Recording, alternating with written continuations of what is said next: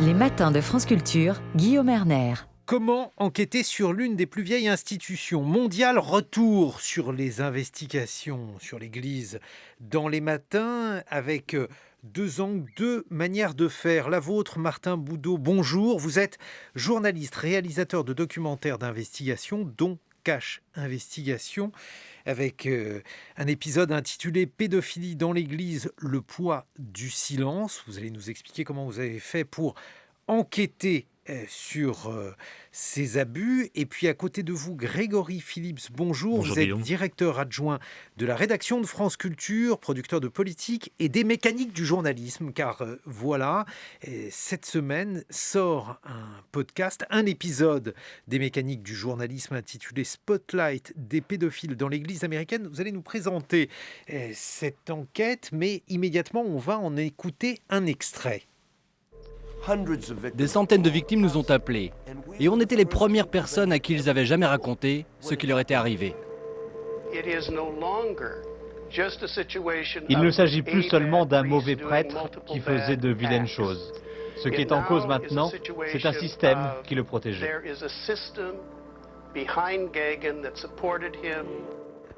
Ce qui a également joué un rôle, c'est le fait que je sois catholique. Sacha est catholique, Mike et Robbie sont catholiques, nous sommes tous catholiques et nous avons parlé à des personnes rescapées, elles-mêmes catholiques, qui ont toutes été maltraitées alors qu'elles étaient enfants.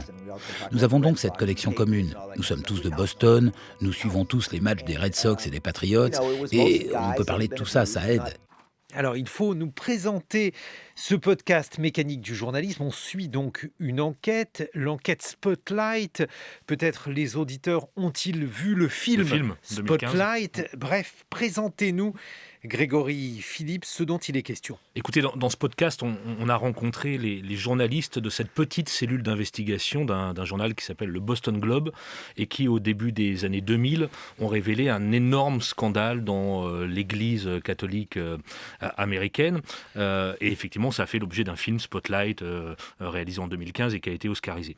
Et en fait, ce que nous raconte notamment Matt Carroll, qu'on vient d'entendre, l'un de ces 4 journalistes d'investigation, c'est qu'ils ont commencé à enquêter sur des cas de pédocriminalité à Boston, d'abord sur un seul cas, un prêtre, le père Geoghan. Et à force de tirer des ficelles, ils se sont aperçus qu'il n'y avait pas un seul prêtre, mais qu'il y en avait une douzaine d'abord, puis plusieurs dizaines, et qu'il y avait donc, par conséquent, des centaines de victimes dans cette ville, Boston, on vient de l'entendre, très catholique, un peu conservatrice, et donc c'était vraiment un coup de pied dans la fourmilière dans cette ville de Boston. Et surtout, ce que les journalistes du Boston Globe à l'époque, au début des années 2000, révèlent, c'est qu'il y a non seulement des dizaines de prêtres pédophiles dans ce diocèse, mais surtout que ces cas sont dissimulés, sont cachés par la hiérarchie catholique.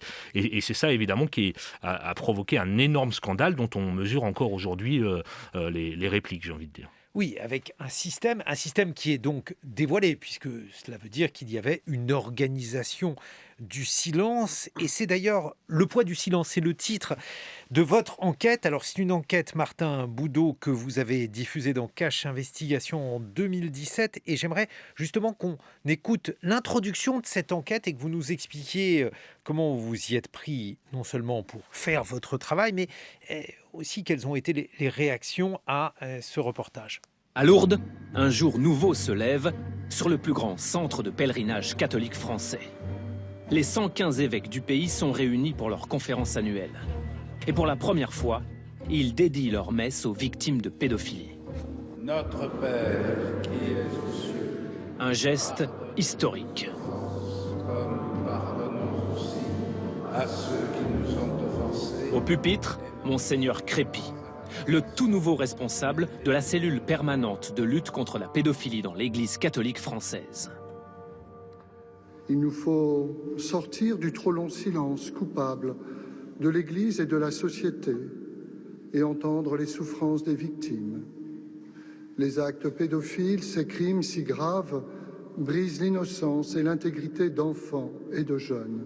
Ce mal, nous avons pu en être complices, nous, évêques, par notre silence, notre passivité. Des paroles fortes. L'Église de France assume ses fautes. Elle publie ce chiffre. 72. 72 religieux ont fait l'objet d'une condamnation pour des faits de pédophilie. Opération mea culpa, ou presque.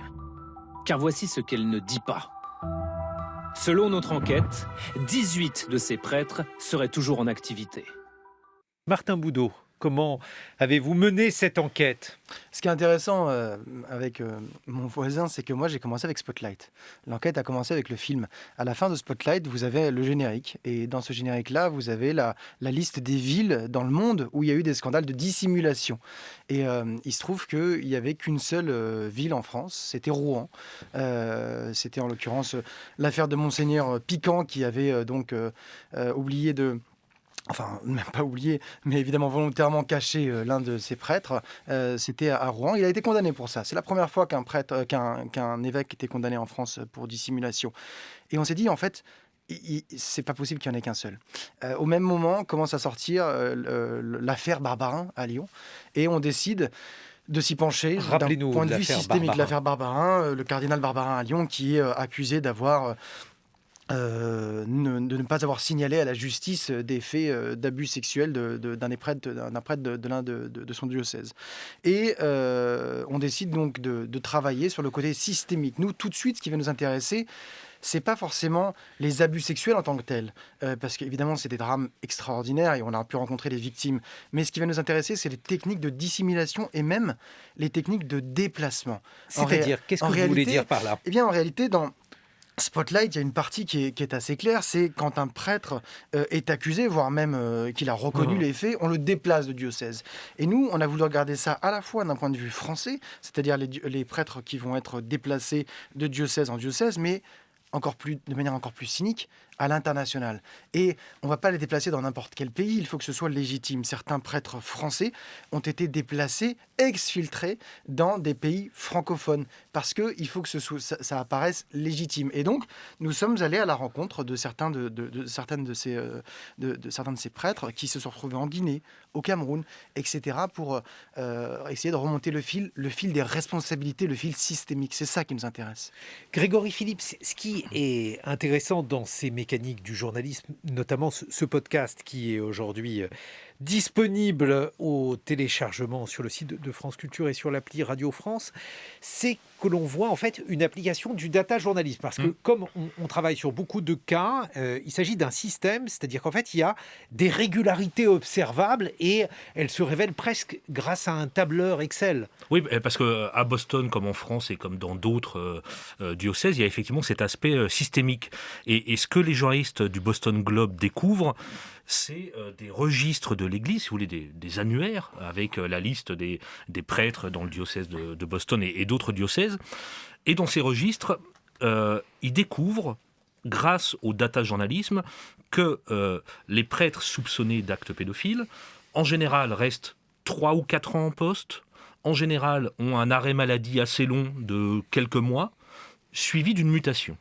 Et donc, ils prennent les registres, les annuaires du diocèse de Boston, et en examinant ce tableau Excel, ils repèrent tous les noms de ceux qui connaissent cette régularité, à savoir 3 ou 4 ans dans un poste, arrêt maladie, mutation. On écoute un extrait, l'extrait justement où est révélée cette méthode de déplacement. I've been through a lot of these now.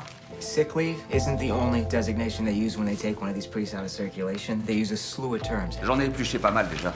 Congé maladie, c'est pas la seule formule qu'ils utilisent quand ils retirent un prêtre de la circulation. Ils ont tout un tas de termes. En mission d'urgence, sans affectation, mutation temporaire. Ils ont un mot pour tout, ces gens. Sauf pour viol.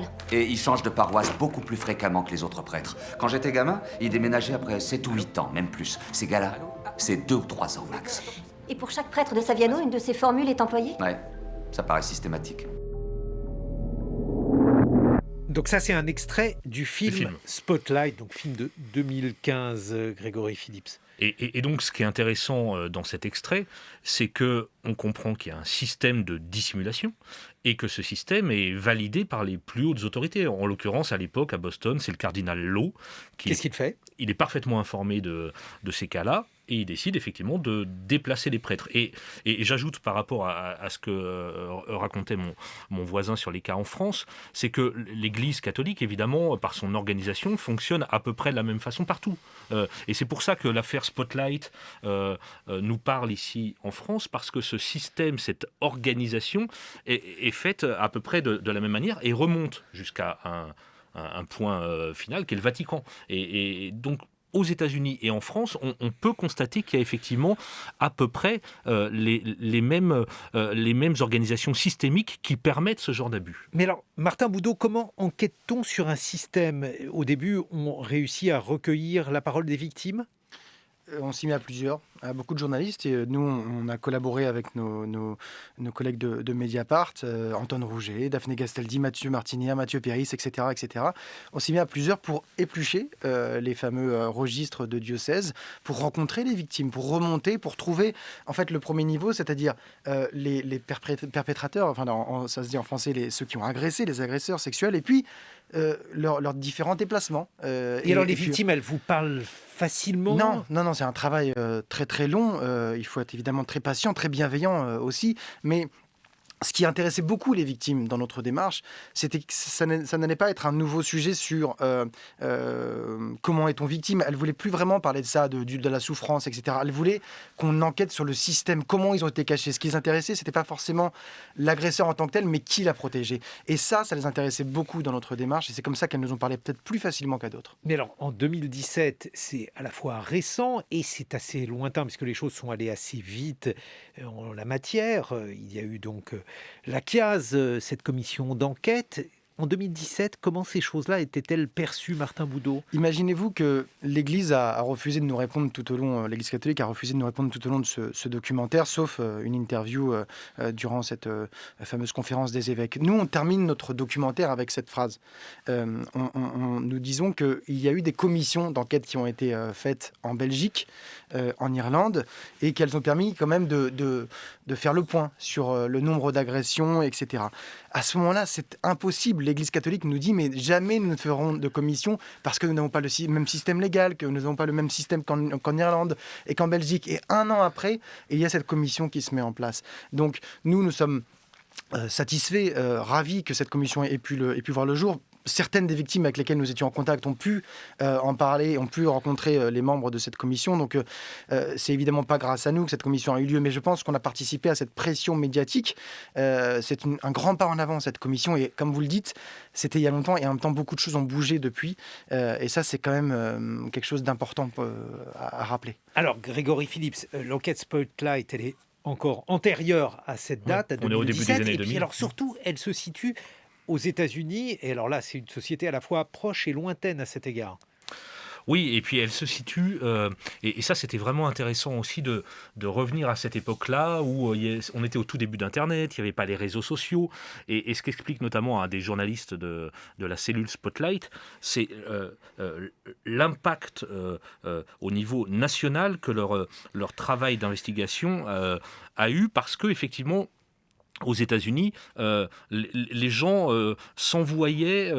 T'as vu l'article du Boston Globe en Californie, en Pennsylvanie, en Floride, un peu partout. Et donc, les cas leur remontaient comme ça. Et ils se sont aperçus que c'était pas évidemment circonscrit au diocèse de Boston, mais que c'était un problème national et même international, évidemment, dans d'autres églises. Et dans ce podcast qu'on a réalisé avec Charlotte Roux, ça nous remet aussi dans cette époque-là. On est au tout début d'Internet. Et ça permet, par exemple, aux journalistes d'investigation du Boston Globe de publier sur le site du journal les fameux registres, de montrer aux gens les preuves de la dissimulation. Et ce que Matt Carroll nous raconte assez bien, je trouve, c'est que parce que les preuves, à ce moment-là, deviennent publiques quasiment pour la première fois, eh bien, la colère des paroissiens, encore une fois, on est dans une ville très catholique, ne se dirige pas vers les journalistes en disant « vous avez essayé encore de salir l'Église », mais bien vers les responsables cléricaux, bien vers le cardinal. Ça, c'est parce qu'on est au tout début d'Internet et qu'on peut publier sur le site Internet d'un journal les preuves, les documents. Martin Boudot, je vous vois opiner du chef. Oui, parce que c'est quelque chose d'assez extraordinaire qui s'est passé lors de la diffusion. On a eu, avant la diffusion est à 21h sur France 2, et durant la journée, il y a un communiqué de l'Église catholique française, donc de la Conférence des évêques de France, qui met en cause nos méthodes, qui va avancer plusieurs mensonges éhontés, des mensonges qui auraient pu d'ailleurs être évités en ayant simplement attendu la diffusion. Mais le soir même, on reçoit des centaines de messages, et certains, et même beaucoup de ces messages-là, de prêtres, de membres de l'Église catholique qui nous disent « Allez-y, continuez, travaillez là-dessus, nous ». C'est quelque chose qu'on ne veut plus voir ici, et nous en avons marre de cette hiérarchie qui ne parle pas suffisamment, qui ne prend pas ses responsabilités. Et ça a été un paradoxe assez incroyable lors de la diffusion. Mais alors, est-ce que vous comprenez cette omerta ? Pourquoi, alors que la vérité allait se manifester, c'était quelque chose d'évident et d'inéluctable ? Est-ce que l'Église pêche par naïveté, par ignorance des mœurs journalistiques, ou bien de la société dans laquelle nous vivons, Martin Boudot ? La vérité vous rendra libre. C'est dans la Bible, hein. C'est pas moi qui l'invente, pardon. Et c'est quelque chose qu'on nous a beaucoup répété durant cette enquête-là. Donc c'est ce qu'on a dit, nous aussi, à l'Église catholique française. Voilà. Il s'agit de prendre la parole parce que le principe du contradictoire est très important pour nous. Et je pense que, en réalité, j'ai rencontré beaucoup aussi de paroissiens, de prêtres, évidemment, d'hommes d'église, qui m'ont expliqué à quel point, dans l'Église catholique, jusqu'à il y a un certain temps, c'est moins le cas aujourd'hui, hein, c'est même plus le cas, il n'y avait pas forcément pardonnez-moi ce terme, de cours sur la sexualité. On n'en parlait pas, c'est quelque chose qui était totalement interdit. Mais que ce soit le fait d'avoir une relation amoureuse avec une personne, un homme ou une femme, ou des abus sexuels sur des mineurs. Et donc, il y avait un niveau de non-information assez extraordinaire. C'est moins le cas aujourd'hui, il faut le reconnaître, mais honnêtement, moi, je suis tombé des nues lors de cette enquête. Grégory Phillips, est-ce qu'il y a justement une explication à ce déni, mais aussi plus que cela dans le cas de Spotlight, puisque là, clairement, l'Église ne s'est pas laissée faire et a été une source de nuisance pour ceux qui souhaitaient mener l'enquête. Alors, on voit néanmoins que les choses commencent à bouger aussi aux États-Unis. Parce que Spotlight a fait l'effet d'une bombe, évidemment, d'un séisme au sein de l'Église catholique américaine. Et puis, il y a eu, dans la foulée de cette enquête, des excuses, d'abord de l'Église catholique américaine et du Vatican. Donc, les choses commencent à bouger. Il y a 2 ou 3 ans, en 2018, il y a eu ce grand jury populaire qui a enquêté sur des milliers de cas d'agression sexuelle dans le diocèse de Pennsylvanie, avec près, je crois, de 500 000 documents qui ont été ramassés et épluchés pendant 2 ans pour mettre en lumière encore des pratiques qui avaient eu lieu dans les décennies précédentes. Donc, j'ai le sentiment, en tout cas, évidemment, j'ai l'exemple américain en tête, qu'il y a une véritable prise de conscience en ce moment, un peu comme en France avec la commission Sauvé. Spotlight, c'est donc le nouvel épisode de Mécanique du journalisme. Il est évidemment à retrouver sur le site de France Culture et sur l'appli Radio France. Et puis Martin Boudot, on vous retrouve dans quelques instants. Vous serez tous les deux rejoints par Anne Soupa. Anne Soupa qui est témoin de ce qui se déroule au sein de l'Église catholique. Elle est cofondatrice du comité de la jupe et de la conférence catholique des baptisés francophones, et on évoquera avec elle cette fois-ci la déflagration produite par ces enquêtes et par la commission Sauvé. 8h sur France Culture. 7h, 9h. Les matins de France Culture, Guillaume Erner. Et sur le site de France Culture, puisqu'il en était question, on retrouve aussi un nouvel épisode de Mécanique du journalisme, Spotlight, des pédophiles dans l'Église américaine. C'est une enquête qui vous montre les coulisses du travail journalistique, et là en l'occurrence d'une enquête pour mettre à jour un scandale d'abus sexuels aux États-Unis qui fait écho par exemple au film Spotlight, un film de Tom McCarthy de 2015. Et puis nous sommes avec Martin Boudot qui est journaliste, réalisateur de documentaires d'investigation, et on vous doit l'épisode de Cache Investigation en 2017 intitulé Pédophilie dans l'Église, le poids du silence. Et pour voir ce qu'il en est Aujourd'hui, nous sommes avec une très bonne connaisseuse de l'Église catholique. Anne Soupa, bonjour. Quelques mots pour vous présenter. Vous êtes militante féministe chrétienne et vous êtes cofondatrice du Comité de la Jupe qui promeut le féminisme au sein de l'Église catholique ainsi que du mouvement de la Conférence catholique des baptisés francophones qui lutte pour la reconnaissance de la responsabilité et l'entrée dans la vie de l'Église de tous les baptisés et pas seulement des clercs. Et vous étiez fait connaître en 2020 par le dépôt de votre candidature pour la charge d'archevêque de Lyon à la suite de la démission de Philippe Barbarin. Donc là, on est en plein dans le sujet. Qu'est-ce qui a changé depuis cette période et depuis notamment les révélations du rapport Sauvé, Anne Soupa ? Alors il y a eu de la part des dirigeants de l'Église catholique une démonstration assez forte, assez spectaculaire à Lourdes de la reconnaissance de leur responsabilité. Le mot responsabilité juridique a été employé et ils ont annoncé, par la bouche de Monseigneur Moulin-Beaufort, ils ont annoncé une série de dispositions visant à créer une sorte de commission équivalente à la commission Sauvé, qui est dirigée par Madame Marie Derain de Vaucresson, qui va adopter probablement des méthodes similaires d'investigation et au niveau des réparations elles-mêmes. Voilà. Donc ça, c'est une nouveauté importante. Alors reste la question du financement des réparations, qui est une question entourée encore d'une certaine opacité, mais il est probable que ce sujet va se dénouer dans le temps de manière, je pense, pas trop conflictuelle. Mais il y a quand même eu des polémiques à la suite de la publication du rapport Sauvé, notamment un petit groupe de personnes qui expliquaient que le nombre des victimes évalué à 300 000. Alors c'était une sorte de modélisation du nombre de victimes. Ça n'était pas sur la base des témoignages, donc que ce nombre avait été surévalué, par exemple, Anne Soupa. Alors c'est ce que disent les 8 personnes de l'Académie catholique de France qui ont effectivement, de manière un petit peu déshonnête, laissé croire que toute l'Académie était avec eux, alors qu'ils ne sont que 8 sur une Académie qui compte beaucoup de membres. Mais c'est tout l'avantage, me semble-t-il, du travail de M. Sauvé, c'est qu'il a fait une enquête sur population générale. Alors bien évidemment, ce sont des projections, mais quand vous avez des archives diocésaines qui ont été détruites ou qui sont vierges de toute information, vous n'avez pas d'autre moyen que de faire ce genre d'enquête. Donc c'est un travail que je trouve très salutaire. Bien entendu, il peut toujours être contesté, mais il est scientifique avec les méthodes les plus modernes que nous ayons. Martin Boudot, vous qui justement avez enquêté, c'était il y a 4 ans, et donc on l'a dit, c'est à la fois il y a peu de temps et c'est à la fois il y a très longtemps. Le fait que cette commission enquête aujourd'hui avec, eh bien, ma foi, l'accord de l'Église sur ces faits, qu'est-ce que ça vous inspire ? Je le répète, à l'époque, cette commission Sauvé était impossible. On nous disait que c'était impossible de la faire en France. On voit le chemin parcouru depuis, et je vous rejoins, madame, sur ce travail-là. Les chiffres qui puissent être contestés, c'est normal. Après, ils sont dans la moyenne des autres commissions du monde entier. En Australie, on a trouvé les mêmes projections. En Belgique, on a trouvé les mêmes projections. En Irlande, on a trouvé les mêmes projections. Donc, moi, je ne suis pas du tout étonné par ce travail-là.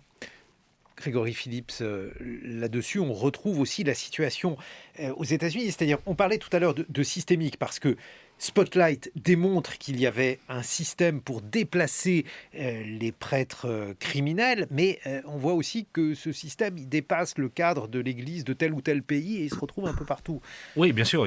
Le système de dissimulation a existé pendant des années et c'est pour ça que la création de ces commissions sont vraiment capitales pour lever le voile qu'il y avait sur certaines de ces affaires. Mais vous évoquiez les États-Unis.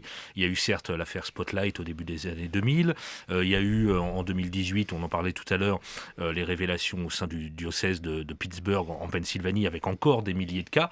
Et puis ça va plus loin parfois. On a vu que l'organisation Boy Scouts of America est dans la tourmente depuis 2 ou 3 ans avec à peu près 100 000 cas recensés chez les scouts américains. Donc vous voyez cet aspect systémique touche certes tel diocèse, mais ça va au-delà. Et par exemple, ça touche une institution comme les scouts américains qui ont été obligés de déposer le bilan parce que effectivement les indemnisations seront extrêmement élevées et aux États-Unis, ça se compte évidemment en millions et millions de dollars. Et alors, justement, par rapport à cela, Anne Soupin, on a envie de demander pourquoi. Vous qui connaissez bien l'Église de l'intérieur, qu'est-ce qui peut expliquer cette récurrence, c'est-à-dire finalement le fait que l'on se retrouve d'un pays à l'autre dans des situations qui sont malgré tout comparables par rapport à ces crimes? Alors, il y a bien entendu beaucoup de facteurs qui l'expliquent. L'essentiel, c'est la culture du silence qui anime l'Église catholique. Le souci de laver son linge sale en famille, d'avoir des mesures adaptées, dit-on, des mesures douces, et une sorte de méfiance qui est restée très puissante envers la justice civile. L'Église est l'Église est la patrie d'un des premiers droits de l'histoire, le droit canon, et elle reste convaincue que ce droit canon est supérieur à la justice civile. C'est très très présent, ça n'est pas toujours conscientisé, mais ça reste. Mais alors, ce que l'on ne comprend pas, c'est que dans l'actualité récente, Anne Soupin, sur un tout autre domaine, Monseigneur Aupetit, l'archevêque de Paris, a remis son mandat au pape, lequel l'a accepté. C'est donc ce qu'on appelle une démission en langage séculier. Et le pape l'a accepté sur la foi. Donc, je cite le pape, parce qu'il avait perdu sa réputation et non à cause de son péché. Puisque ce dont Monseigneur Aupetit est soupçonné, c'est une relation entre adultes consentants, donc on est très loin des crimes sexuels de l'Église. A priori, il a toujours nié avoir fait le moindre écart par rapport à la norme ecclésiastique, et au nom de ces commérages, c'est le terme qu'a utilisé le pape a accepté cette démission, ce qui signifierait qu'il y aurait 2 poids 2 mesures.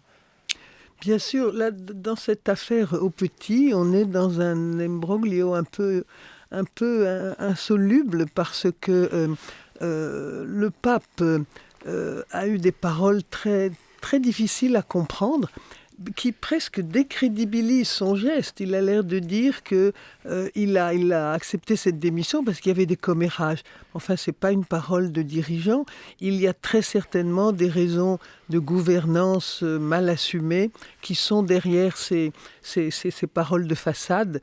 Je crois que la raison majeure, c'est un problème de gouvernance. Alors, problème de gouvernance, peut-être interne que ce au que diocèse. vous évoquez à mots couverts, c'est qu'on explique que Monseigneur Aupetit aurait un style de management, comme on dit dans une autre organisation, qui serait brutal. Martin Boudot ? Oui, je veux rebondir là-dessus. C'est Monseigneur Aupetit qui remet sa démission parce qu'on lui prête une relation avec une femme.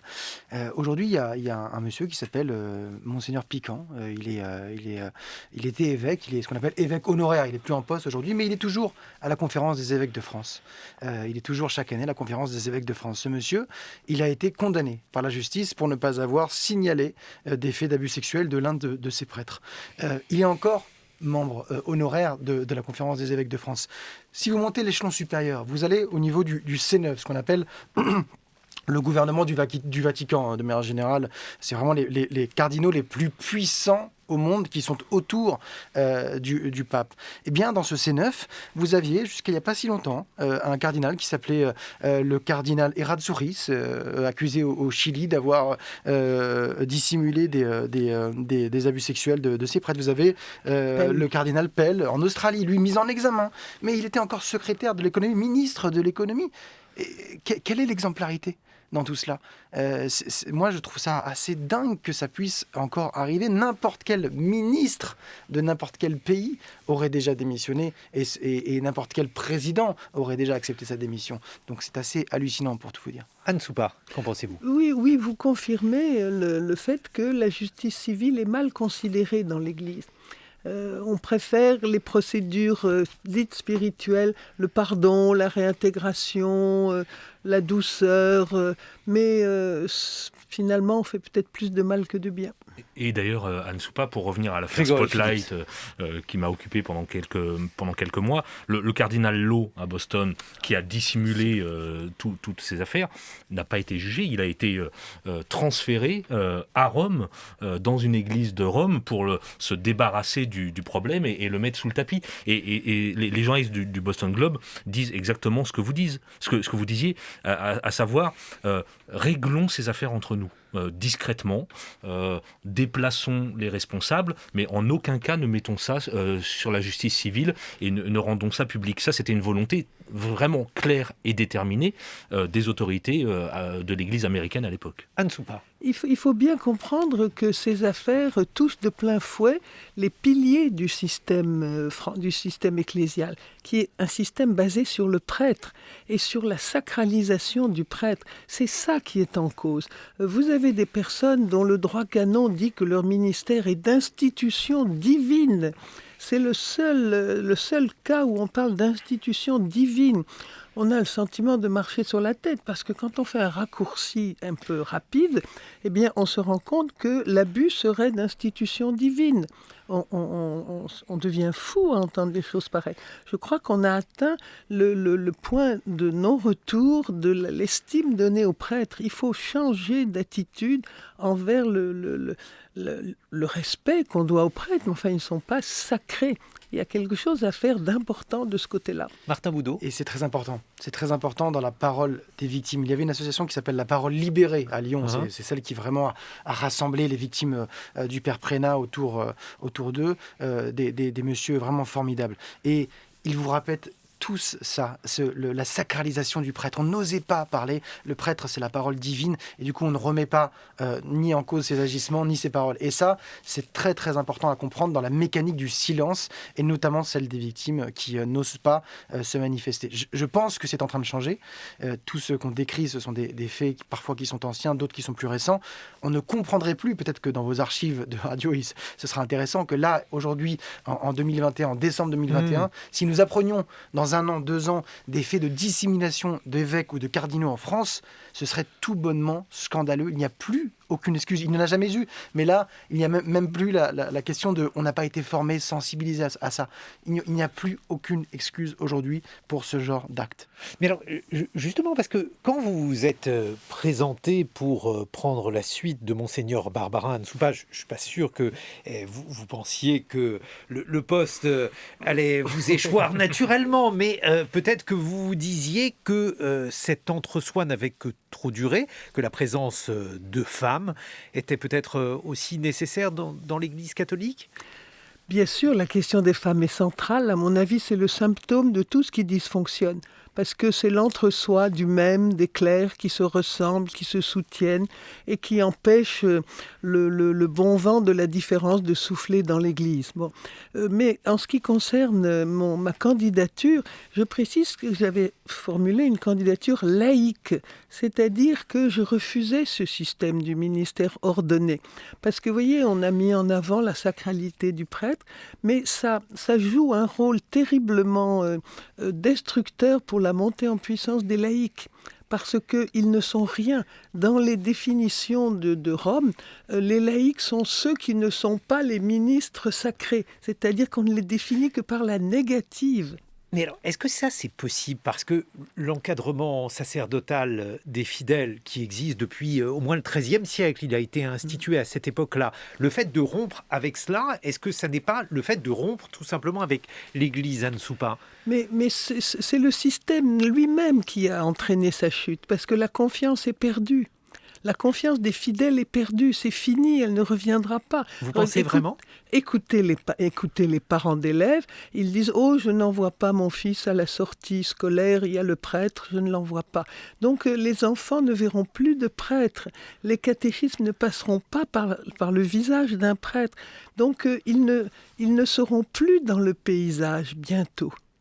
Et alors, donc, parce que c'est terrible ce que vous dites, ça veut dire que si l'Église, finalement, n'accepte pas de s'ouvrir oui. Aux femmes, s'ouvrir aux laïcs, puisque oui. Vous insistez sur les deux termes, Anne Soupa, eh bien, selon vous, elle est menacée d'être balayée ?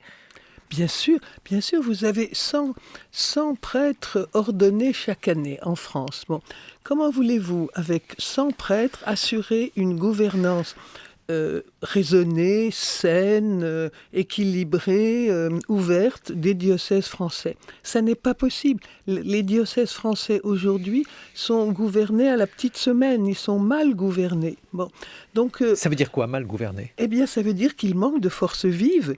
La plupart des fonctions dans les diocèses doivent être prises canoniquement par un prêtre. Donc, vous avez des trous de gestion. Et les diacres ne peuvent pas les combler?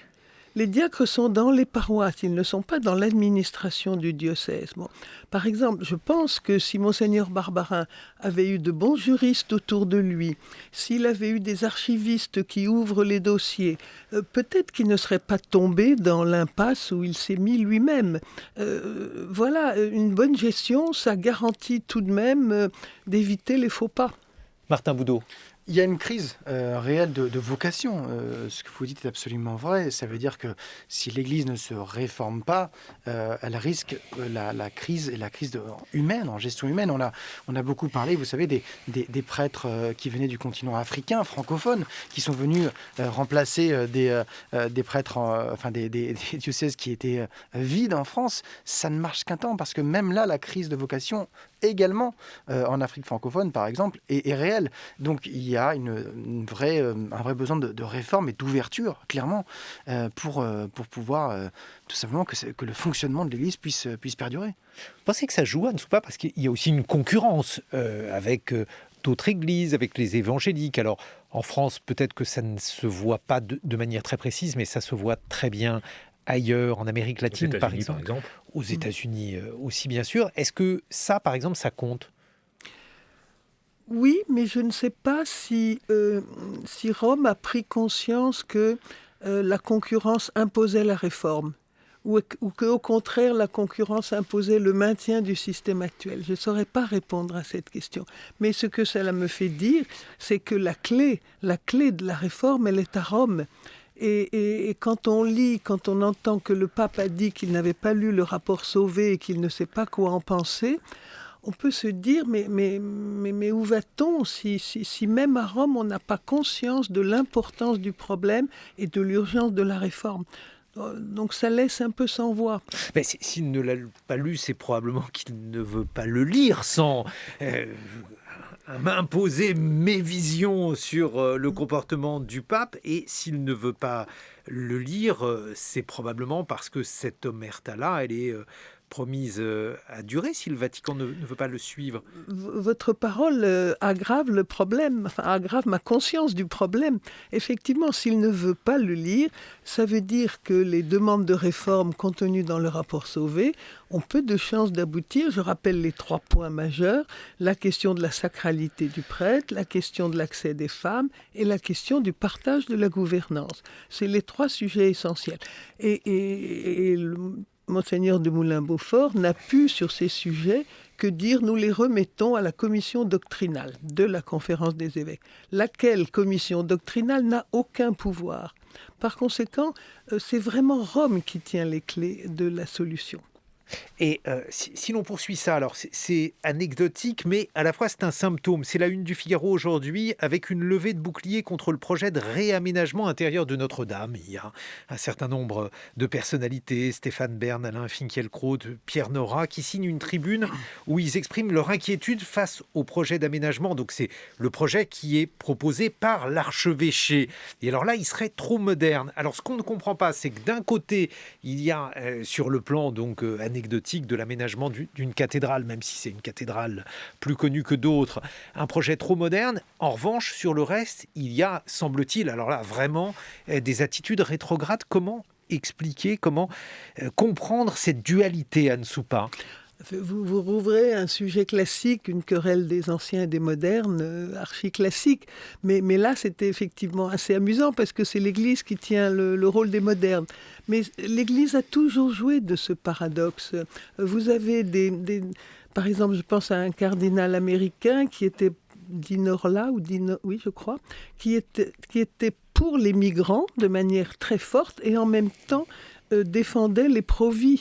Donc vous avez toujours ce genre d'associations qui paraissent antinomiques, mais qui sont un peu dans l'ADN de l'Église et qui lui permettent de durer, je pense, parce qu'effectivement, c'est très politique comme attitude. Mais alors, est-ce que vous pensez c'est très politique, ça veut dire que c'est parfaitement assumé? Parce que c'est intéressant que vous disiez cela, je ne crois pas que vous le disiez au hasard, puisque le pape, le 5 décembre dernier, était à Lesbos, il a évoqué le sort des migrants, et dans le même temps, il a tenu des propos qu'on pourrait qualifier de très conservateurs sur les agissements de Monseigneur Aupetit avec une femme, il y a 10 ans, agissements qui sont niés par l'intéressé. Est-ce que c'est ça que vous visez, Anne Soupa? Oui, c'est effectivement ça. Ce contraste très fort qui est un levier politique plutôt astucieux, je pense, oui. Mais donc une forme de théologie de la libération, j'emploie un terme qui était utilisé pour d'autres sujets, des sujets sociaux, mais en réalité une pratique du renfermement qui accompagnerait cette théologie de la libération? Oui, en externe, on est très moderne, et en interne, c'est moins le cas.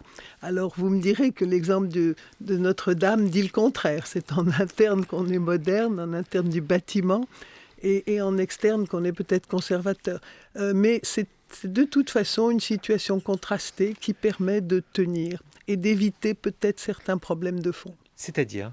Eh bien la réforme dont on a parlé abondamment ensemble.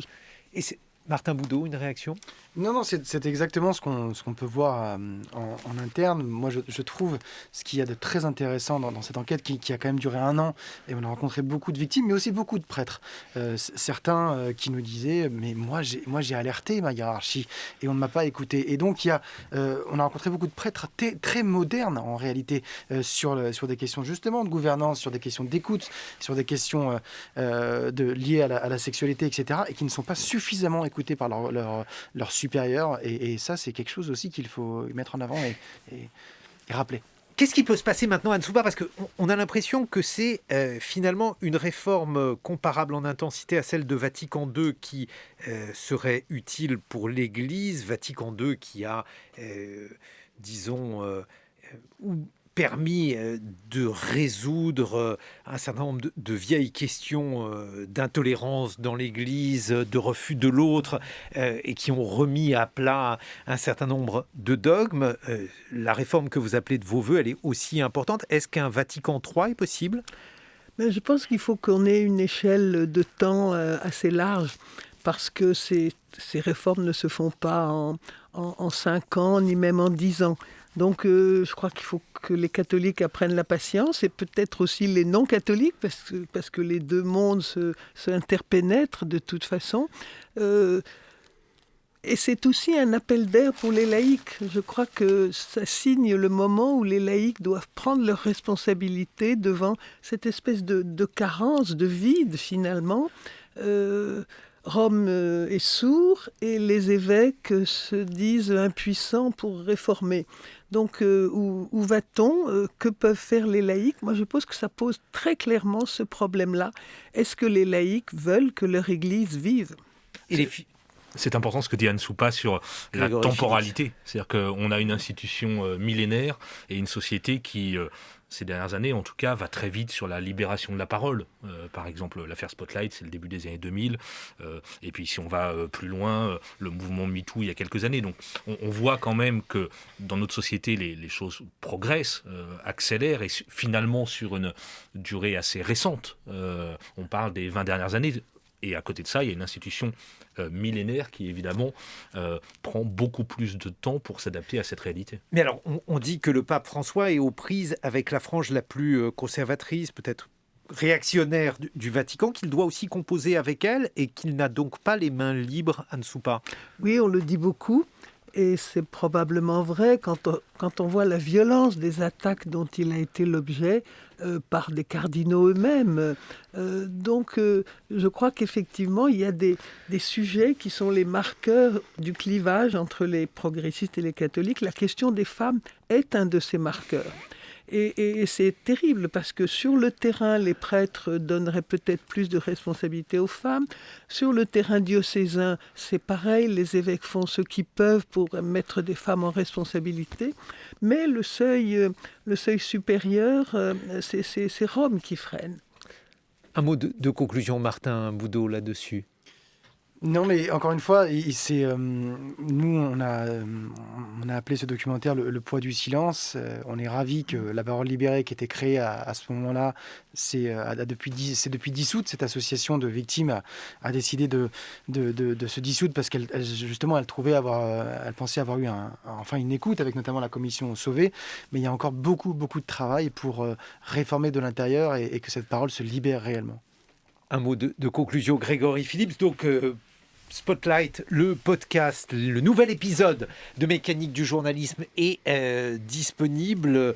C'est à la fois une manière de revenir sur une institution millénaire et aussi d'évoquer les nouvelles techniques du journalisme. Oui, c'est un peu l'idée de ce podcast que évidemment je vous invite à écouter. Mais il y a effectivement l'affaire Spotlight de pédophilie au sein de l'Église américaine, et puis surtout en 4 épisodes, on décortique la manière dont les journalistes du Boston Globe à l'époque ont réussi à recueillir ces éléments, à recueillir ces témoignages, et c'est vraiment, à mon avis, passionnant de voir comment une petite équipe de 4 journalistes a pu mettre au jour un scandale dont on mesure encore les répliques aujourd'hui. Le dernier mot, Anne Soupa, qu'est-ce qui va se passer maintenant pour l'Église ? Qu'est-ce que l'on peut attendre en matière de conséquences, de répercussions ?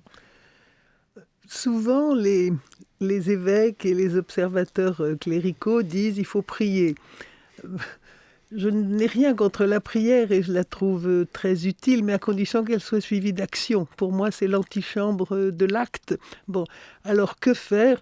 Moi, je crois vraiment que les laïcs doivent montrer qu'ils existent et que leur parole doit être entendue, qu'ils doivent demander un partage de la gouvernance, qu'ils doivent demander moins d'opacité.